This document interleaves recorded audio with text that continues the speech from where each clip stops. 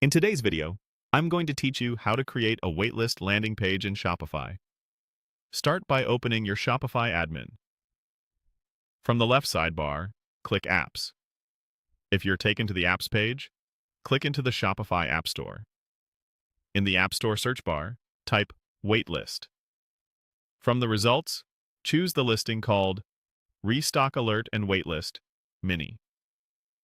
On the app page, you might see a gallery or highlights. Feel free to scan them, then close the gallery to continue. Click Install and follow the prompts to approve permissions.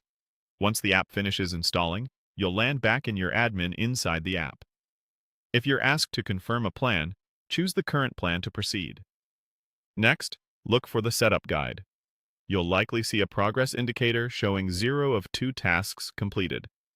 The first task is to activate the app embed so the form can appear on your storefront. Click the prompt to activate the app embed. This opens the theme editor on your current theme.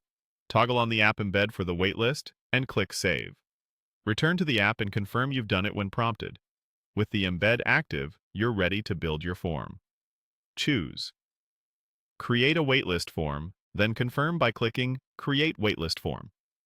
Now customize the content. Update the main text areas to set a clear headline and short description that explains what customers will get by joining the waitlist. Edit the input placeholder so it's helpful, like enter your email. Change the sign-up button text to match your brand voice, and set a friendly required field warning message for incomplete submissions. If there are additional text fields available, use them for confirmation or success messages to set expectations. Move on to design. Adjust your colors for the button, text, and backgrounds so the form matches your theme and stands out clearly.